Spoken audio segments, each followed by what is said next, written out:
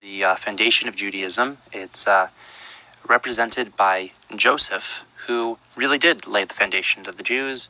He was sold into slavery and was in Egypt, and then because of that, he earned his way to viceroy.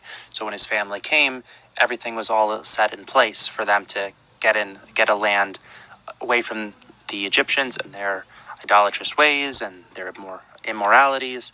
And he really did set the foundation of Judaism, and then he ended up getting his body transported to Jerusalem after he died and after the Jews went back home. So here's a fun little story, though, relating to Purim.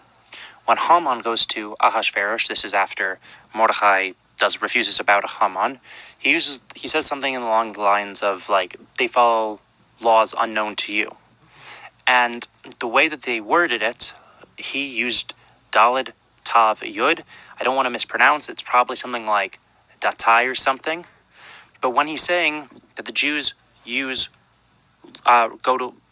Jews have laws unknown to you, Ahasuerus, they have their own laws, they're Jewish laws, not the Persian laws.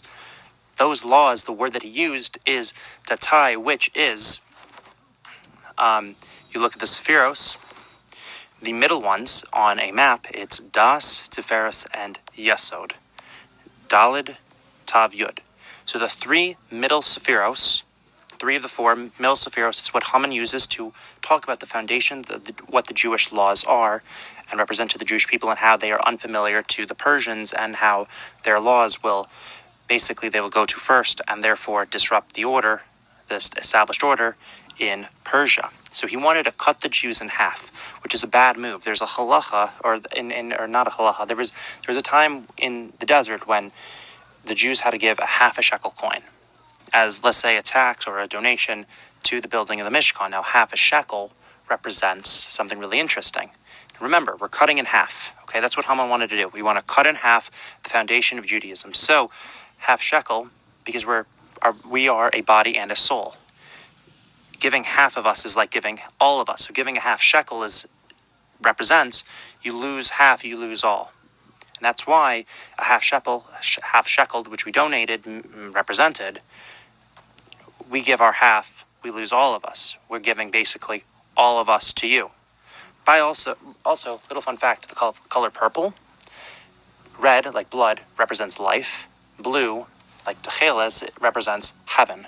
Purple, when you get one of each, is purple. Red and blue equals purple. So when you get both halves of yourself, you are represented by purple. And that's one of the fabrics knitted into the Kohen Gadol's outfits. Fun little fact. But also I'm going to end really quickly with the Torah is kind of like a double-edged sword. There's in the book of Yeshua, before they invade Jericho. This is the first city that they're going to conquer in their conquest of Eretz Canaan, which is the modern-day state of Israel. There's an angel that shows up with a double-edged sword, which represents how Torah is like a double-edged sword. It can hurt you, it can help you. It's really up to you. And so our foundation, represented by Yesod, which concludes what our foundation is, Datai, Daled, Tav, Yud, the middle Sephiros, which Haman wanted to cut right in half. If you lose half, you lose all. So we should maintain full, and we should always maintain incredible, we need to be very keen on preserving both halves of ourselves, the heavenly and the earthly, and in order to keep our foundation going. And that is about the Sefirot Yesod. Have a great day.